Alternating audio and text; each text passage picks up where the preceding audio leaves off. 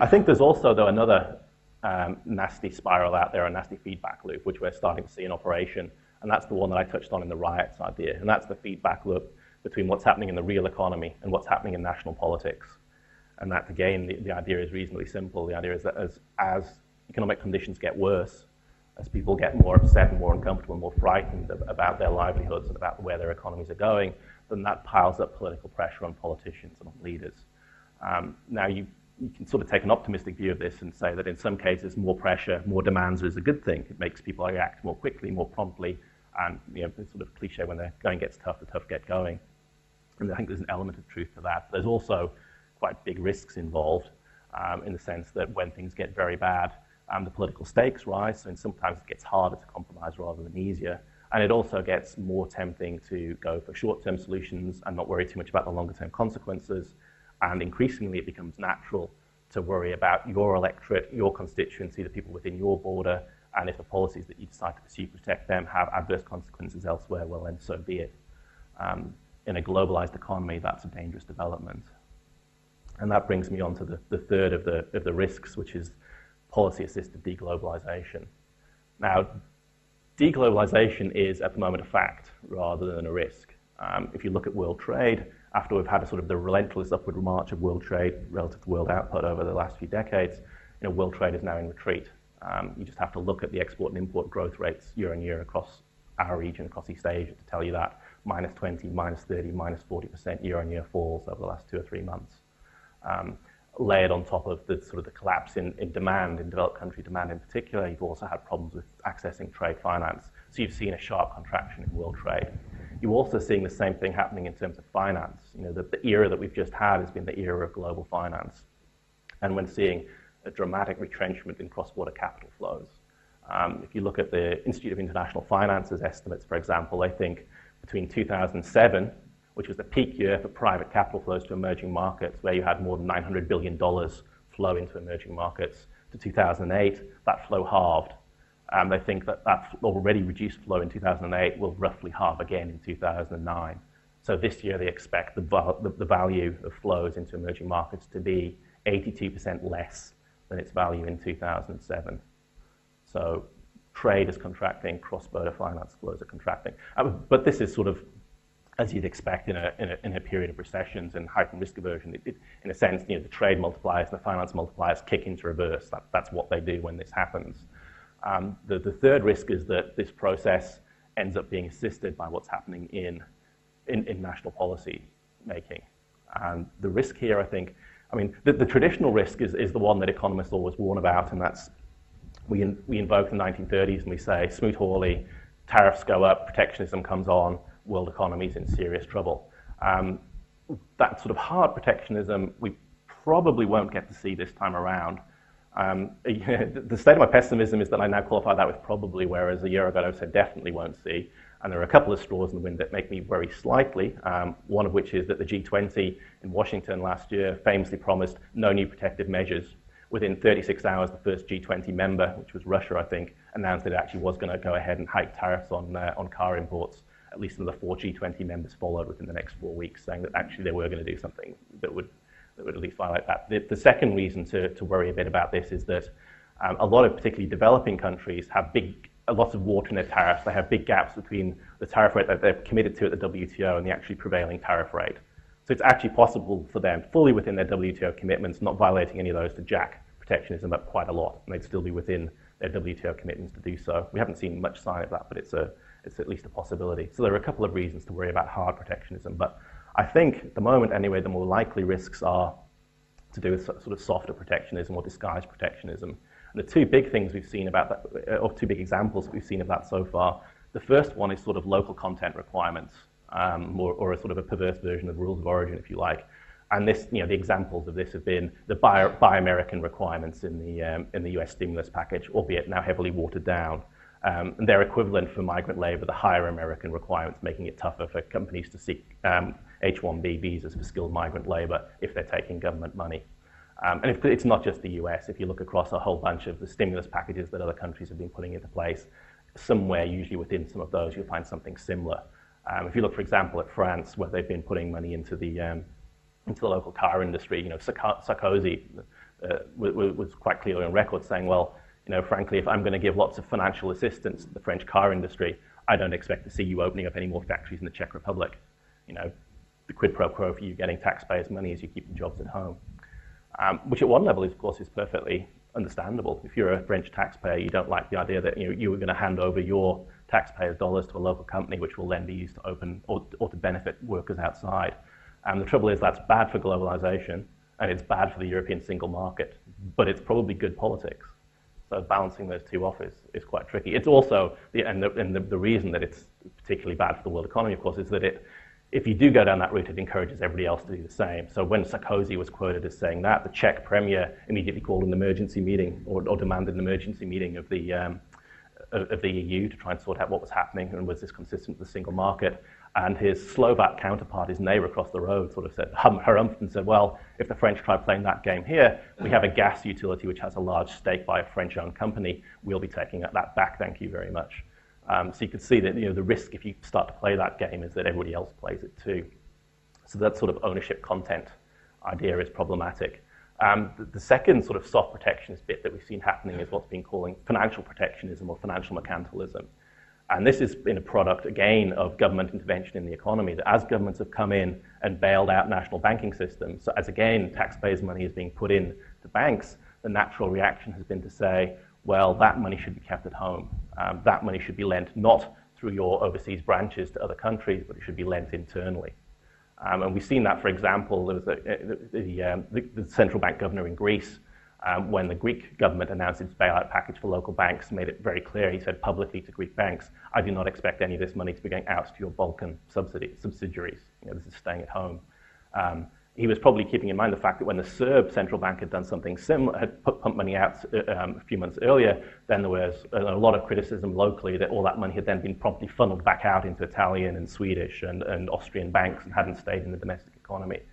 So partly there's that sense that, again, the UK government, who Gordon Brown has been warning about the dangers of financial protectionism or financial mercantilism. At the same time as internally, there's been quite strong guidelines within UK banks where there's now a strong government ownership presence to lend at home. And again, there's sort of a logic to that. One of the problems that the UK has is that all the international banks that have been based there have been retrenching, pulling back out of the economy. So the UK government wants those UK banks who now have taxpayer funding to try and substitute for those. But in fact, the outcome again of this kind of thing is that you're splintering what used to be an international banking system and dividing it down into national lines.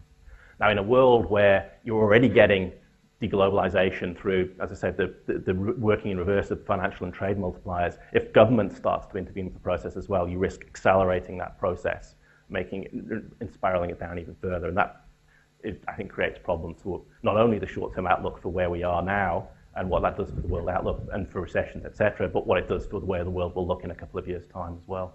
So that's sort of the third and final of the risk. So I'll wrap it up because I'm coming out to the end of my time, and say, how would I summarize all this? Well, I think back to, I gave a presentation right at the end of last year to a risk management conference. And I sort of noted at the time that if you looked at what had happened over the course of 2008, the world economy had been hit by a whole series of really nasty shocks. You'd had an oil price shock, oil at $147 a barrel. You had a food crisis, rice hitting $1,000 a ton. You had political crises, the crisis in Georgia and in the Caucasus with Russia. You had the intensification of the global financial crisis when Lehman Brothers folded. So you had one shock after another hitting the world economy. At the start of the year, people were worrying about inflation and overheating. By the middle and the end of the year, they were worrying about deflation. I was saying it was almost as if you had sitting up there some divine stress tester or divine economist looking at the world economy and going, right, 2008, I'm really going to stress test this sucker. I'm really going to see whether the world economy can stand up to that. The worrying thing is that in 2009, the stress test has continued, and the stress test is getting tougher and harder. The big hope that we have is that the stress test process isn't the sort of stress test process that we've seen elsewhere, i.e. you stress test to destruction. We hope that we don't get that. And that brings me to my final risk, which I said was Murphy's Law. And actually, the corollary to Murphy's Law, Finagle's corollary. Murphy's Law, is you're probably all well aware, is if something can go wrong, it will. If you think about what's happened to the world economy over the past year, we've been in an environment where it's pretty much if something can go wrong, it will. The corollary is if something can go wrong, it will, and it will do so at the worst possible time. We're now in a situation where the world economy is extremely fragile. It's been hit by a whole series of adverse shocks. The biggest single risk, I think, at this point is that we get another big shock that hits us, and we've got a world economy that is so fragile, whether it can cope with something else. What that risk might be, it could be some of the things we've already talked about, major emerging market crisis, but it could be some of the things that we've forgotten about as well. It was only a couple of years ago, for example, that we were really worried about bird flu and what that could do to the global economy. That kind of crisis hitting us at this point in time would have catastrophic consequences. So the biggest risk out there is the one that we don't know yet, but if it hits us while we're in this state, we're extremely vulnerable. And the hope is that doesn't happen to us, but Murphy's Law and its corollary suggests that we shouldn't be too complacent about that. On that cheery note, thank you very much.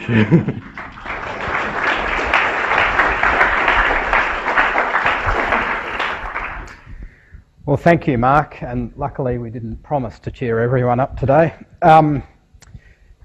I think everyone here can see why Mark's a man in demand at the moment. That was one of the best accounts I've heard of challenges facing the world economy, and depressing as well. What we'll do now is start questions. Archie Law from Auschare and Action Aid. My question just, I suppose, inviting you to prophesise a little bit, Mark. The Prime Minister and a lot of other commentators have been speculating, I think, over the last 6 months or so on the future shape of the state, really, in response to what's happened over the last 6 months or so. I would be particularly interested to hear your views on what that might mean for the developing world, where you've got states that have really been encouraged, cajoled, forced into regimes of privatisation and deregulation, and what that might mean for them. Thanks. I've sort of had a go at this, although more for the developed world, a couple of times before, and one of the papers that I've written looks a little bit at this. I was arguing even before the crisis hit that we were seeing a swing in the world economy back to the state, back to a greater role of the state. The crisis has accelerated that quite significantly. It's changed things. For example, the effective nationalisation of large chunks of the UK banking system that we wouldn't have predicted. Even when I was thinking the state's coming back, I wasn't thinking it was coming back that much. So that's changed. So I think there will be increased pressure for, we'll be in a world of re-regulation rather than deregulation, a world where there's greater state involvement than there has been in the past. I think that's true.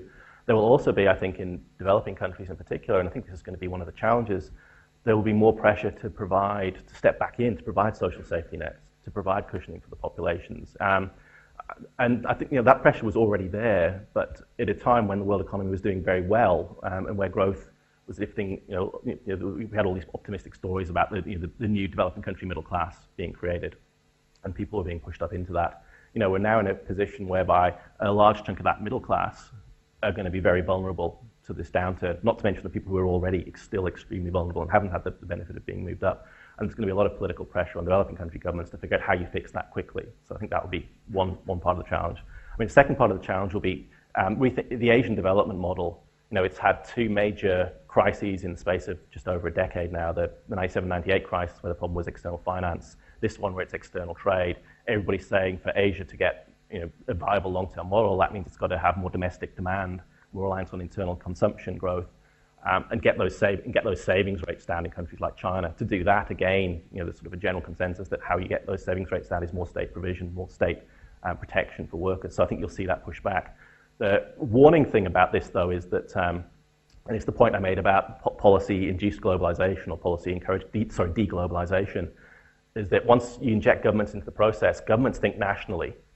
They think about protecting things within their boundaries. They think about not letting their fiscal stimulus go overseas or encouraging their banks to stay local.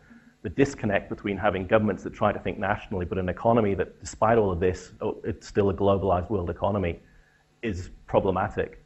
And how that will work out, I think, is far from clear at the moment, how that will operate.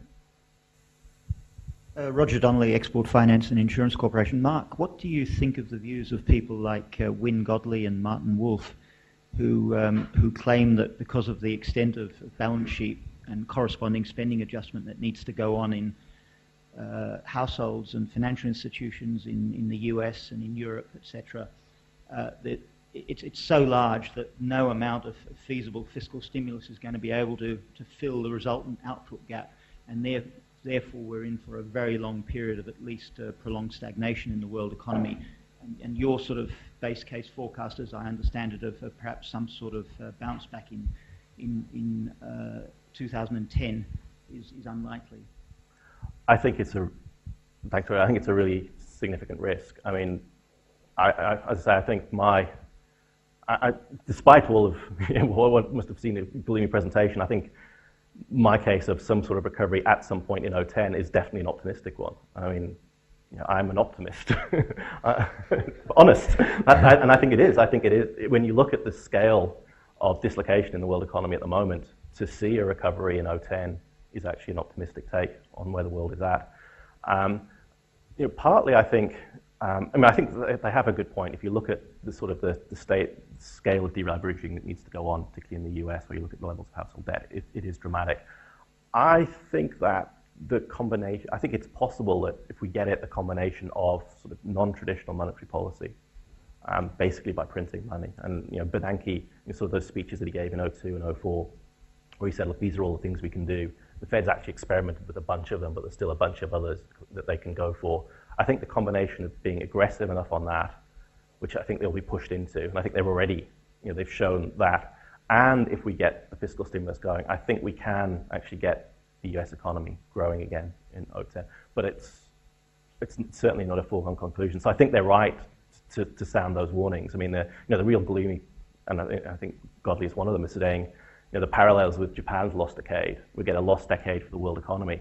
I think if we don't get policy right, if we keep fighting over whether we need to do stimulus, if some of the world's other central banks, the ECB, for example, continue to remain really cautious, if you get this sort of deglobalization by administration as well as by the action of those multipliers, then we might end up with that scenario. I hope that we don't. I think that we can do enough on policy that we can't, but I'm happy to accept that it's a significant risk. Hi, two questions. John Darwin. First one, can you tell me where all the money's gone?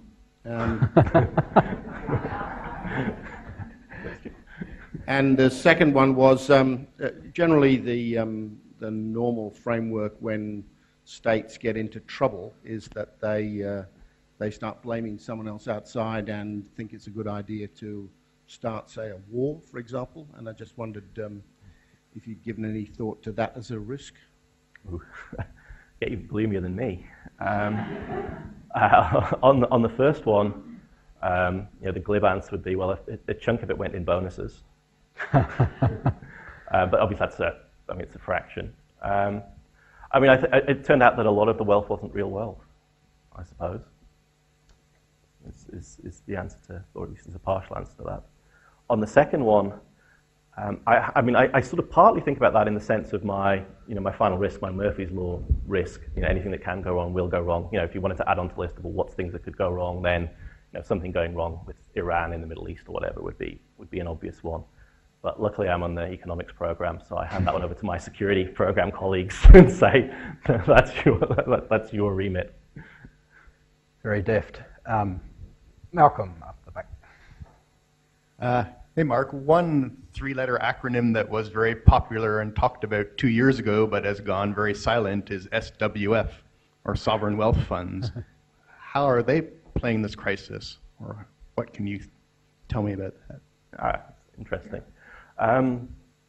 They have a lot less money to play around with. Or there's two hits to that. One is the hit to their existing wealth. So so there's a hit through that. The second hit is to the forecast of how much money was going to be flowing into them. And a lot of that forecast, for example, for the Middle East ones, was based on extremely high oil prices, which we're not at. There's a whole new Wednesday lunch we talked about when the next commodity bubble comes. But anyway, at the moment, the benefit from that is gone. Those that were running current account surpluses, that source is still there, but it's more politically sensitive. And the third pressure is that for a lot of these, there's now much more political pressure to lend at home. So it's the flip side of the parallel to the banking story that I was talking about. again, if you're a sovereign wealth fund where you've got big problems in your domestic economy, then the natural pressure now is to, well, you should be deploying that stuff at home.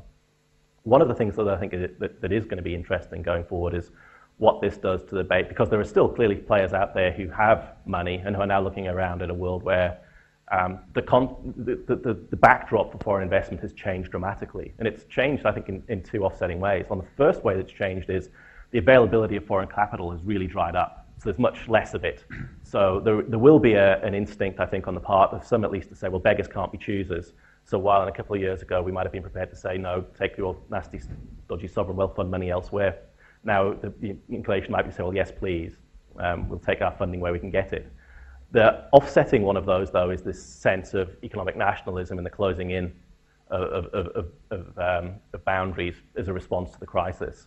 And one thing, and we saw it in 97, 98 to some extent, is this, for example, you get this idea that fire sale foreign investment, the idea that, well, we have all of these assets that are worth some kind of objective price, and because we're in the midst of a crisis, it's fallen really low. We think at some point it'll come back up, and we don't want foreigners coming in and taking advantage of us by spending that money. Even if nobody else is prepared to pay anything for it, we still don't want them to, because at some point it'll come back up. I think it's going to be I think there'll be a tug of war between those two things, between the fact that glad for whatever money we can get from where it's from versus sort of this new sense of economic nationalism. Thanks. I think there was one, yes, here down the front. Hi, Martin Murray. You talked about the fiscal stimulus. I just wanted your view on the multiplier effect of how well spent that is, your view on how the proposal from the governments across the world, how much stimulus you think what they're proposing will provide. I mean, it's a crucial question, and it's one that we've got imperfect answers for. We have sort of a range of estimates out there depending on what you've spent, on whether it's tax cuts, spending on infrastructure. There's a whole range of things, and you can look at the sort of the range of estimates that are out there. I mean, there are some people who basically believe that there is no impact from this. I mean, I certainly don't sign up to that view. There's this kind of extreme crowding out view that if your government is spending the money, it's basically knocking out one for one something in the private sector. I think given the size of output gaps and unemployed resources at the moment, it's very hard to maintain that view. But if you look at sort of the range of estimates, they go from multipliers of about 0.5, some even to about 2.5, depending on what you pick. And I think if you look across all of the fiscal packages that we've seen across various governments, you'd say that some of this stuff is actually probably pretty smart. It's well targeted. Some of the infrastructure spend is a good idea, and there's other stuff which is much more politically motivated, where the multipliers are likely to be lower, but which may be necessary to get the stimulus package over. And I think that's probably where I'd have some sort of sense of forgiveness of some of that stuff, in the sense that it's probably some of the stimulus that we're looking at isn't first best. It's certainly not what you'd pick if you thought, well, what's the best way to maximize the bang for my buck for my economy? But if it's the price of getting some of the other stuff over, then maybe you have to pay that. But so I think a better than passing grade, but certainly not an A as an average across government. Also very deft. Up the back in the middle. Alison Bronowski, Mark. I wonder if you could also see it as a situation in which there is in fact an advantage for us all. If, as you say, some governments are doing it well, an opportunity for them, for instance, to say, all right, we've all been living beyond our means for a long time. Not all of us, but a lot of us have.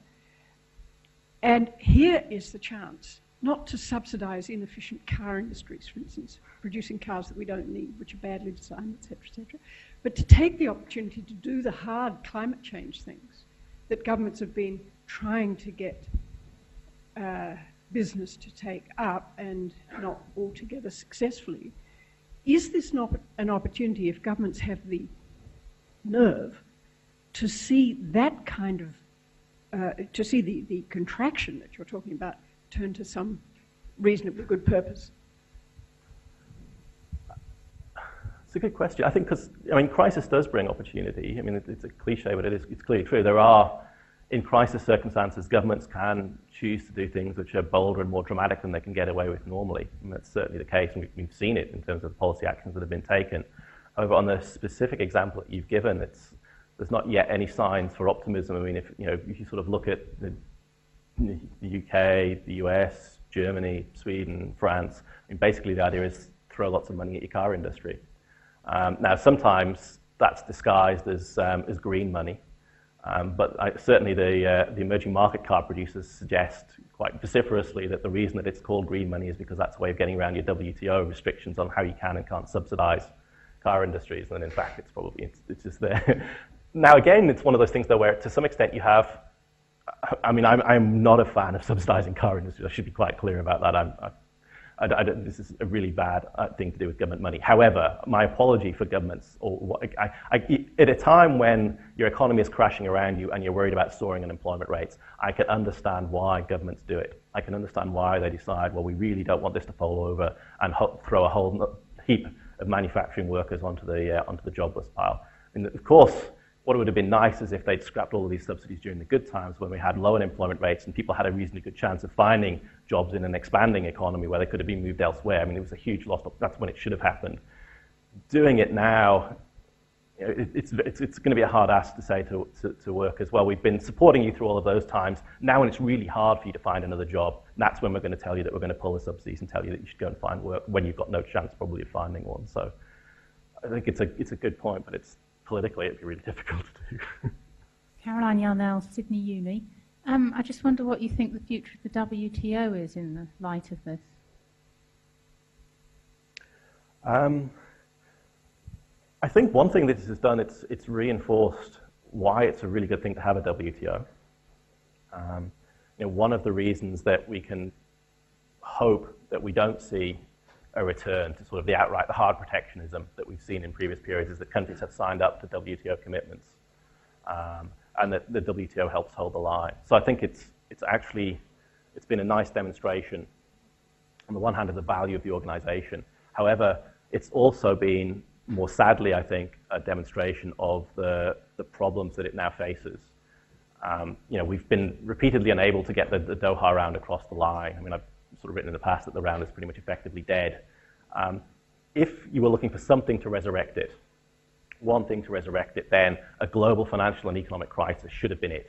This should have been the opportunity for the world's leaders to say, sure, we've got all these niggling problems with getting Doha across the line, but let's send a really strong positive signal to the world that we believe in, keeping an economy open, not retreating behind our borders, not going for economic nationalism. And the G20 call in the Washington meeting was for them to do just that. And of course they failed. They failed to deliver. That's very disappointing. It tells you, I think, quite a lot about what the current priorities are and about where the world's going. Now, what I think they should do, I think what the best thing they could do now is to find the absolute lowest common denominator Doha deal they can get. So, no matter what sort of criticism that they might get afterwards about, well, you haven't delivered much new stuff, you haven't delivered a lot of new market access, it's a really low quality deal, I think they should just disregard all that, say, well, what can we agree to? Let's announce it and sign it. Because I think the symbolism of that at this moment would be really important. But again, the fact that we haven't done that is disappointing. Thank you. Sue Creed. One of the issues at the moment is, first off, I found what you had to say very, very interesting, so thank you. One of the issues amongst thousands at the moment is that banks are finding it very hard to get money themselves, and haven't got the confidence or whatever to lend to each other. So there's a bit of a blockage that's having rather serious implications, runoffs. I'm very pleased that Australia has had the prudential regulation that it has, even though it's got certain problems, but it's meant that we're fairly well placed in Australia. I do not want to see those under attack, and something like this crisis means that often there's let's make it easier, do away with some of that regulation. What I'm saying, what I would like to hear your comment on, if it's something that you know about, is there scope to just lower the amount of money that banks have to have? I can't remember the term, but like in reserve, it's something that they've just got to have a certain amount. That's an arbitrary amount that has been set.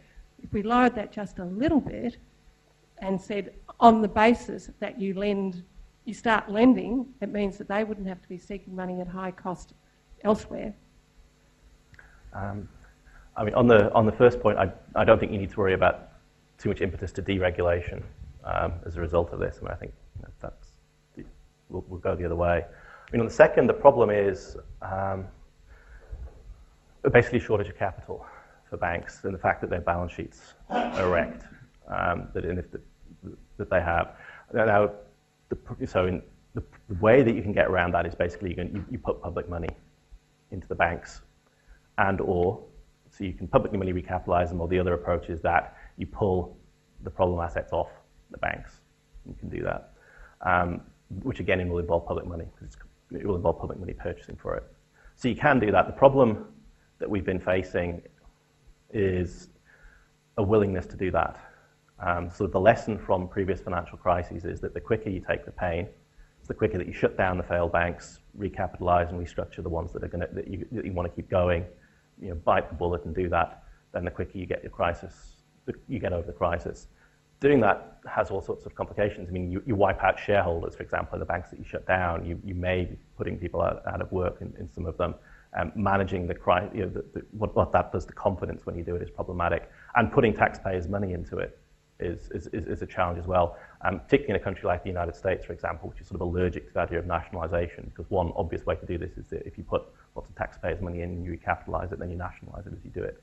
And the history of the Paulson Plan and the Geithner Plan are basically the history of US policymakers struggling to come up with a way that they can save the banking system without going down the nationalisation route. So, I mean, I think we know what you need to do to get banks lending, at least in theory. It's just the practice, the implementation of doing the reform is what's been holding us up. We have case studies. Everybody tends to refer to the Scandinavian bank crisis, and the Swedish one is one example.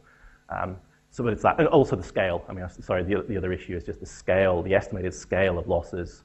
In the US, on US originated assets, the IMF says, I think its latest estimate is now 2.2 trillion. Other people like Rubini say it's about 3.6 trillion. This is a guessing game that started back a year ago at 1 trillion and has progressively got worse, and as the economy deteriorates, the number goes up. So there's also just the scale of the issue as well. And one last very quick question. I'm David Boffinger. I'm no one of consequence. You've got one way of estimating the severity of a downturn is to look at the long-term trend, more or less, of economic growth before the downturn and the long-term trend afterwards, and say, look, we've dropped 12% or 10% or whatever. Now, there's an organisation, or sort of an organisation, that tries to calculate a proxy for that quantity, and that's the stock market. The stock market estimates the value of stocks, and essentially what it's calculating is some sort of discounted flow sum of the future expected earnings of companies. Now, the stock market has dropped by a factor of 2, pretty much. So what it's saying is we expect the long-term trend to be around about a factor of 2 down on where we thought it was going to be. That's an astonishingly severe drop, of course, and maybe the stock market's just lost it. But is this a reasonable sort of thing to be talking about? Well, probably not. But do you see the stock market as telling us anything useful in terms of sort of this is where people are actually putting their money down, the way that elections are more accurately calculated by the people who are betting than the ones who are commentating? Is this a better way of estimating downturns? You certainly wouldn't ignore, I mean, it would be one, when you're thinking about your signals, you'd be one that you would include in. I mean, I have to say that at the moment, I mean, and of course you're right, if you think about what's the theoretical model here, it's, what's the value, what's the market capitalization of a company, it's the discounted value of its future earnings. So yes, it's basically telling you what the prediction is about future growth prospects and future earning prospects. However, you would suspect at the moment, much is the way that in the past it's been pretty clear that you've had irrational exuberance, rational optimism when people have been trying to do that valuation. At the moment, there's sort of deep-seated gloom and pessimism. Now, how much of that is a rational view on, well, this is what we think going forward are the realistic prospects for the world economy, and maybe some of it is. It's kind of Roger's scenario about, well, for the next 10 years where the world looks like Japan did in its lost decade, so forget about profit growth. I mean, maybe some of it's that, but I suspect some of it is just if you like, Keynes' animal spirits. It's not necessarily that kind of rational view of, right, we've discounted the future and this is what we've ended up with. It's just the world is a really scary place at the moment. we don't quite know what's going to happen. We're struggling to put probabilities on what we think the future scenarios of the world, future outcomes of the states of the world will look like. We're even much worse doing that now than we were a couple of years ago. When we used to just, trend was our friend and we'd ride the trend. We can't. That's been blown out, so we can't do that. So you put some kind of weight on it, but I don't think I'd put in current circumstances, I'm not sure I put a huge. It's a good short-term indicator, I think, in terms of optimism and pessimism. But from much beyond that, I think it's harder. I mean, I think, we're going to have this, I think, increasingly challenged. That the idea of, it's a kind of economist, or certainly financial economist reaction is to say, well, look, there are all those market prices. Markets are really good at valuing things, so we should use these signals as inputs into what we're doing. That's going to be a much harder sell to the rest of the world, I think, after this crisis, because it's pretty clear that markets sucked at valuing some stuff, and they got their valuations completely wrong. So it's kind of, well, you think they're right this time, but not that. And I sort of have, there's similar problems happening now with the rating agencies. The rating agencies are warning about lots of things at the moment, possibly quite correctly. But it's probably pretty natural to say, yeah, but what were you warning about a couple of years ago? And I think the same sort of thing is applying to a lot of these market risk indicators. Well, people are saying, well, their credibility as a means of measuring what's happening in the economy, it's been hit. That, I think, is a self-deprecating economist's answer to a self-deprecating question, and a good point at which to end. Thank you all for coming, and we look forward to seeing you next time. Well done.